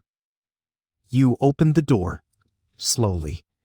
The barn's interior was dim, but not dark. The usual shapes loomed, hay bales, tools, sacks of feed, but everything had shifted just slightly, like someone had tried to recreate the space from memory and missed by an inch. The ladder to the loft leaned a few degrees deeper than before. The feed trough had been moved 2 inches to the right. The bucket beside the goat pen had vanished. You stepped inside. The door closed behind you with a soft click that felt like punctuation. You raised your lantern, its yellow light dancing with the blue glow still visible just outside. The goats didn't stir, neither did the chickens, but the hay rustled. Not loudly, just enough. You approached the ladder, placing each foot on the rungs like they might not exist if you weren't careful. At the top, the loft looked empty. At first. Then you saw it. In the far corner, a blanket, folded, not yours. Next to it, a second glove, matching. You didn't touch it. You crouched beside it, lantern low, and noticed the dust. None. Not on the blanket, not on the boards. Just a faint circle where something had sat. Recently, something shaped almost like a person. But taller, narrower. You stood, turned, and looked down at the barn floor from the edge of the loft. The animals below remained motionless. The flame in your lantern pulsed once, twice, then flared. Not yellow now, blue, like the one outside. You blinked, and in that moment of darkness you heard it again, soft, close, unmistakably near. Breath. right beside you. The breath didn't touch your skin, not quite, but it pressed against the air around you in that way breath sometimes does when it's not your own and not expected and not supposed to be coming from a direction without a person in it. You froze not because you chose to, but because your limbs decided that stillness was the most sensible form of rebellion. Your hand holding the lantern trembled slightly, just enough to make the glass shiver and the blue flame inside pulse again with that odd rhythmic sway like it was listening to something you couldn't hear. You didn't turn your head. Turning would mean acknowledgement. Turning would mean choice. Instead, you looked down again at the glove on the loft floor, its mate in your pocket still warm for no reason you understood. The glove below looked almost deflated now, as though whatever had filled it had gone elsewhere but left a memory behind, tucked neatly on wood grain. Then the breath stopped, not faded, just stopped. As if the breather had decided suddenly and without apology that you were no longer worth the effort. You remained kneeling, counting slowly in your head, not to any number in particular, just enough to pretend there was still a structure to how things were supposed to unfold. When you stood, the floor beneath you creaked, and the sound felt louder than it should have, like it belonged to another room. You took one cautious step back toward the ladder, and another. Then you paused. The goats hadn't moved. Neither had the chickens, but the tools on the far wall, those had changed. Subtly. The pitchfork, once propped neatly between the beams, now leaned at a sharper angle, its handle brushing the edge of the window as if it had been placed there with intention. The hammer, usually hung on a peg, now lay on the floor as if dropped in haste or in surprise. The saw, well, the saw was gone. Simply gone. You descended the ladder without sound, each step practiced now, each motion calibrated not to draw attention. You crossed the barn slowly, holding the lantern ahead like a peace offering. The animals remained still, not tense, not frightened, just indifferent, as though they were aware of something in the room and had decided long ago not to acknowledge it. You reached the door and placed your hand on the latch. The metal was warm. Again. You opened it. The world outside was still dim, though the snow had slowed, reduced now to a light mist that drifted sideways more from confusion than wind. The trail, the one with the dragging mark, had changed again. It now split into two. One continued toward the tree line, curling around the compost heap and vanishing into the forest. The other doubled back toward the house. You followed neither. Instead, you walked the edge of the barn toward the side where the second lantern had sat. It was gone. In its place, a small square of disturbed snow, the imprint of its base clearly marked, and beside it a single boot print, long, narrow, toes pointing away. You crouched beside it, pressed your fingers into the print, and felt warmth still lingering in the snow, not enough to melt, just enough to suggest that whatever had stood there hadn't been in a hurry. You stood, glanced toward the house, then toward the trees. The glove in your pocket shifted slightly. You hadn't moved, but it had. You reached in and pulled it out. The tears across the knuckles had lengthened, not torn, grown, as though the glove itself had adjusted to a memory of a hand larger than yours. You held it at arm's length, watching the fabric move faintly in the breeze that wasn't there. Then you looked up and saw it. Not clearly, not even entirely. Just a shape between the trees. Tall, narrow, still, watching. It didn't move. Neither did you. The blue flame in your lantern dimmed. The shape in the trees tilted its head, or maybe the wind made it seem that way. You blinked. It was gone. But the trail remained. Both trails. One away, one back. You chose neither. Instead, you turned toward the compost heap, where something else caught your eye. A circle, pressed into the snow. Not a footprint, just a shape. Perfect. Like the bottom of a bucket, but larger. Too large. And inside it, nothing. No melt, no indent, just absence. You stepped back, your boots creaking against the crust of the snow, and the air around you tightened as though you had stepped into a space not meant for you. Then, faintly, from behind you, came the sound of fabric shifting. Not from the barn, not from the woods, from somewhere closer, from the direction of the house. You turned. The door was open again. Just a little. Just enough. And beside it, half buried in snow, was the missing saw, its blade gleaming not with frost, but with something darker, thicker, not fresh, but not yet dried, and the glove in your hand pulsed once like it remembered. You did not pick up the saw, not because of what was on it, though that was certainly part of the decision, but because of what it represented, the unspoken understanding that something had been taken from one place and left in another, not by mistake, not by carelessness, but with intention. It had been in the barn. You knew that. You had seen it there a dozen times, its blade always resting with that dull, unthreatening kind of rust that comes from disuse and damp mornings. But now it lay half-sunk in snow beside the open door, its metal bare and recently wiped clean, though not by any cloth you would have touched willingly. You stared at it for longer than necessary, long enough to count the teeth along its edge and note the way they shimmered faintly, as if they had been warmed recently by a hand that remembered how to grip, but not why.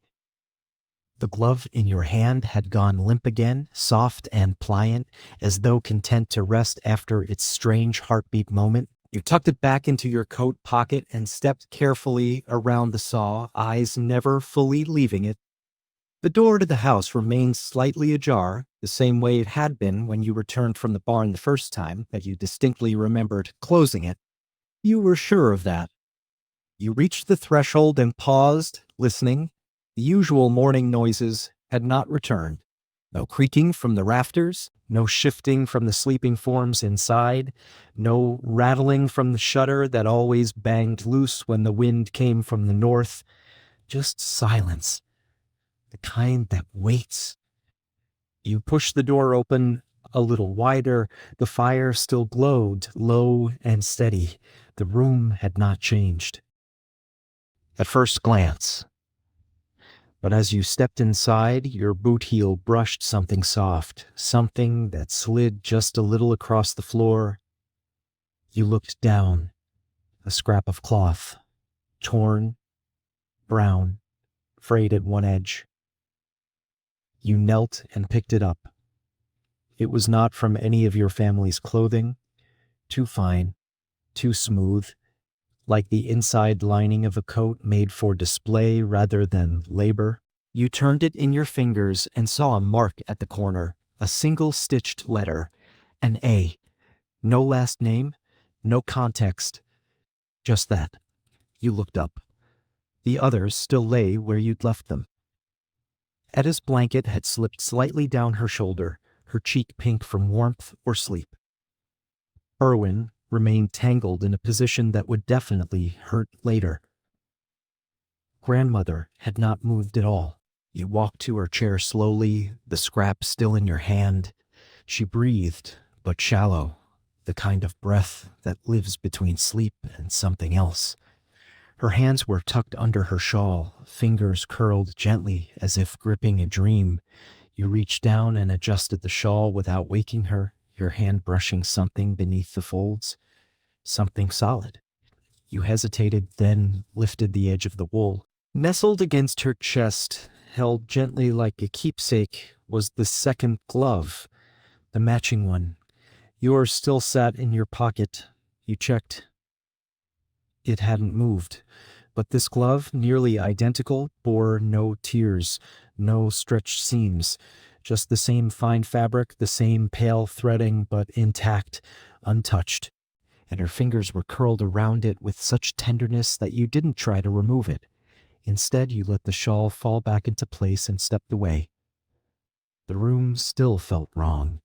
Not dangerous, just watched. You returned to the stool and sat, hands folded over your knees, eyes scanning the corners again, even though you knew the shape from before wouldn't be there now. That was not its pattern. It came and went like breath in winter air, present, then vanished, then present again in ways you only noticed when it chose to remind you. The lantern flickered. Not the one in your hand, the one on the wall, the one that should have gone out hours ago. Its flame bent suddenly, flaring to one side as though pushed by a breeze, though the air was still. Then it steadied. A soft sound followed, fabric brushing wood, or perhaps the lightest footstep on a floor used to heavier travelers. You rose, slowly, your own lantern casting shadows in every direction now, chasing edges across the low ceiling. You moved toward the ladder, the one to the loft. The last place you hadn't rechecked. Not since the thump, not since the strange coat that hadn't belonged to anyone you remembered. Each rung groaned slightly underfoot, though less than usual, as if weight had grown less important to the house. At the top, you paused.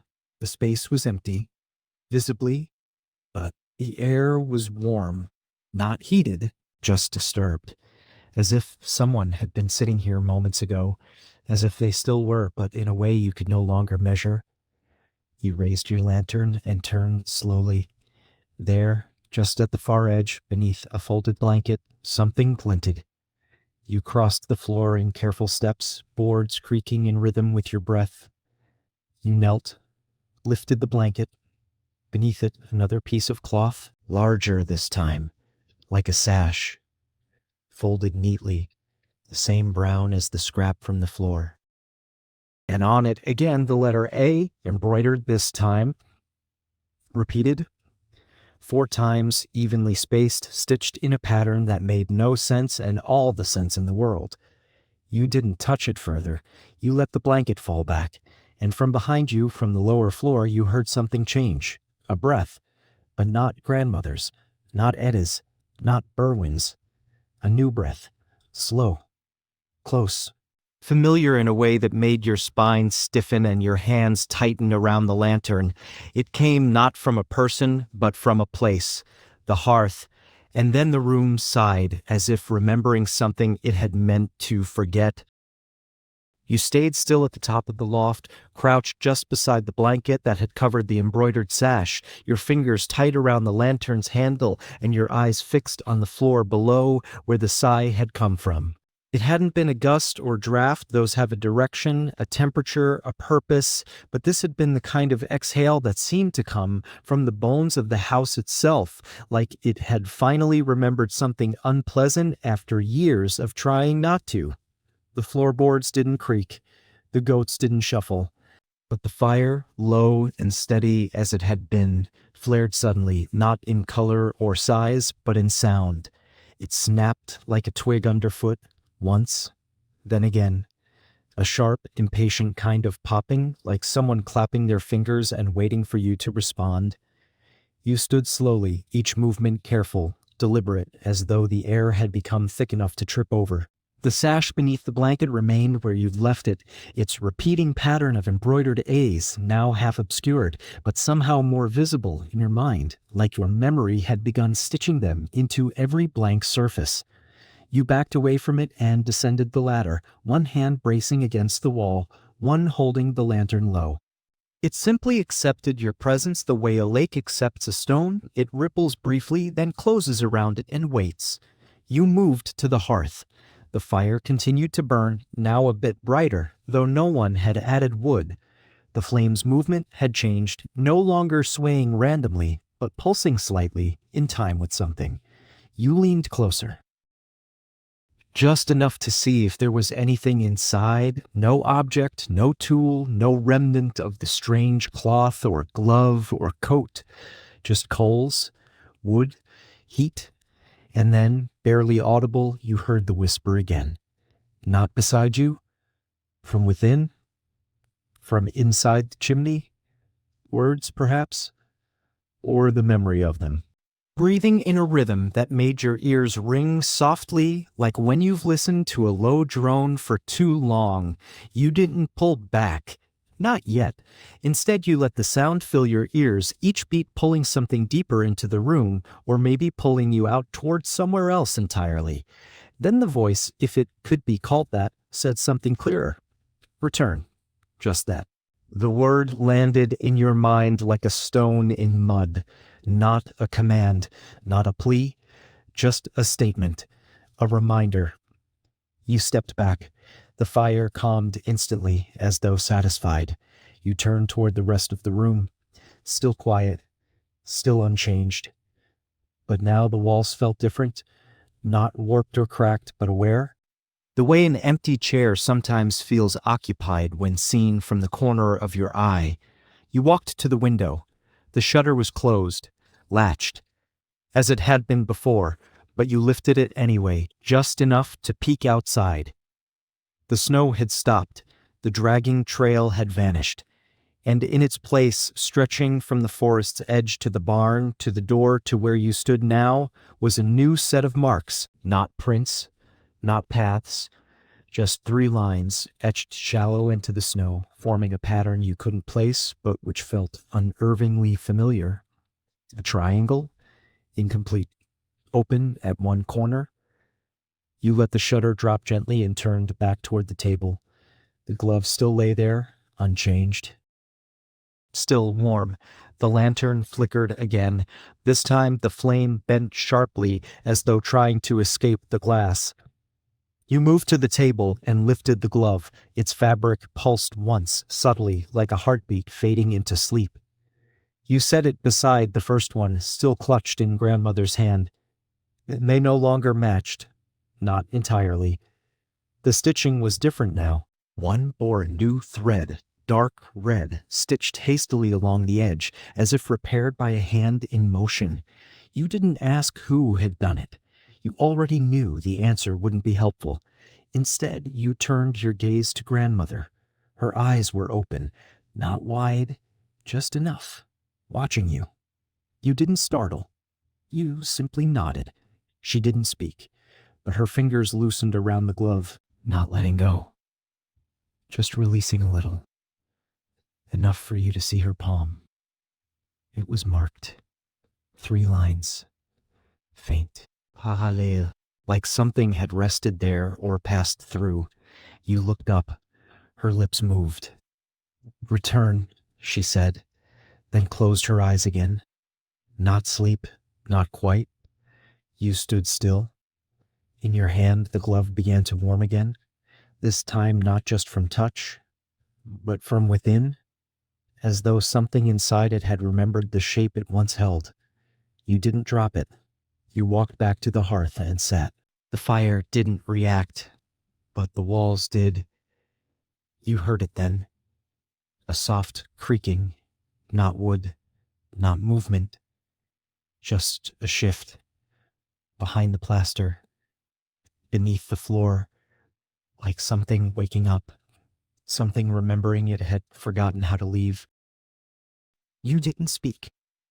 Not to grandmother, not to the glove, not to the fire, which had finally begun to behave like a normal fire again, if normal could still be applied to anything that had happened since the footprints that hadn't existed, and the coat that had folded itself, and the triangle drawn without hands in snow that did melt. You sat by the hearth with the glove resting in your lap, warm and pliant and unsettlingly content, and listened to the sound of the house breathing. Not wind, not wood, not mice. Breathing. Slow and low and steady like a dog lying beneath the floorboards, massive and ancient and dreaming of things older than fire. The sound didn't rise. It didn't ask to be noticed. But it made everything else quieter in comparison, the way a distant waterfall makes you speak in whispers. You pressed your palm to the floor gently, expecting wood grain, but what you felt was vibration, a faint tremor, rhythmic and patient, like something knitting itself together just out of sight. You leaned back and closed your eyes, not to sleep, but to see if the house would forget you were paying attention. In the dark behind your eyelids, the sound grew clearer, not louder, just sharper. There were layers now. First the breath, then the creak of timber shifting, then something finer still, like the sound of thread being pulled through cloth, over and over again. You opened your eyes. The room was unchanged, but in the center, where no one walked and no furniture stood, there was a mark. A new one. A single loop. Small, perfect, drawn in ash. You didn't see it appear. It simply was. You stood slowly, the glove in your hand pulsing with its own peculiar rhythm, and stepped toward the loop. It wasn't part of the hearth's ash, no soot scattered around it, no track of fingers or sticks, just a clean, dark line against the wood, as though it had emerged from the grain itself. You crouched, leaned closer. It smelled faintly of herbs. Rosemary, perhaps. Maybe thyme.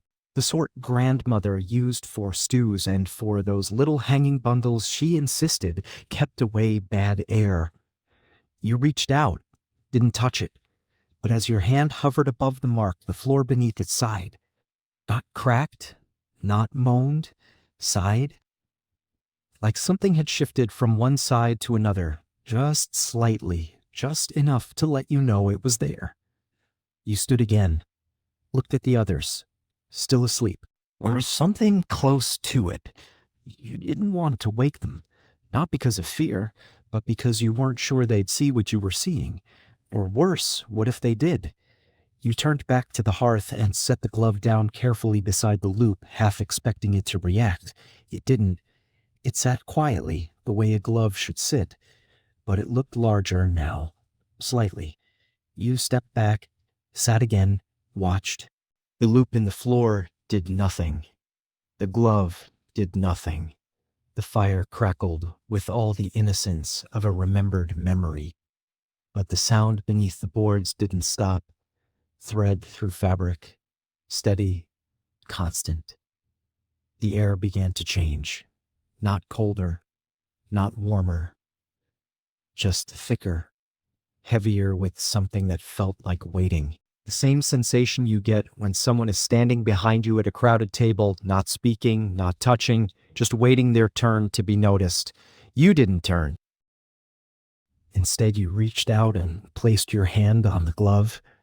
It twitched, just slightly. You pulled back. A breath, yours, escaped more quickly than intended. And then the glove rolled, not far. Just enough to press its fingers into the edge of the loop where ash met wood. The floor vibrated again, longer this time, the kind of vibration you feel in your chest rather than your feet. Something was coming, not in the dramatic sense. No crashing, no howling, just a slow return, a filling of space that had long been hollow. You looked again to the window, still dim. The triangle in the snow outside was still there, though now the open point seemed to face a different direction, toward the well. Or past it? You couldn't tell. Then the loop in the floor began to widen. Not like a stain, like a memory. It stretched at its edges, the line thickening, curling gently outward like the petals of something only partially remembered. And within it, just at the center, a shape began to rise. Not quickly, not threateningly, just inevitably, a curl of smoke, not from the fire, from the floor, thin and precise, like thread made visible. You didn't move. You watched. You breathed. The glove pulsed once more, and the sound of stitching continued from below, soft and steady, as if the house was finally remembering how to mend itself, one line at a time. You didn't speak. Not because you had no words, but because there was no place to put them. The air inside the house had become too dense for speech, as though every sentence might unravel the careful stitching the house had begun. So instead you watched as the smoke continued to curl upward from the floor, a thin gray strand rising from the center of the loop, like a thread being pulled through time itself.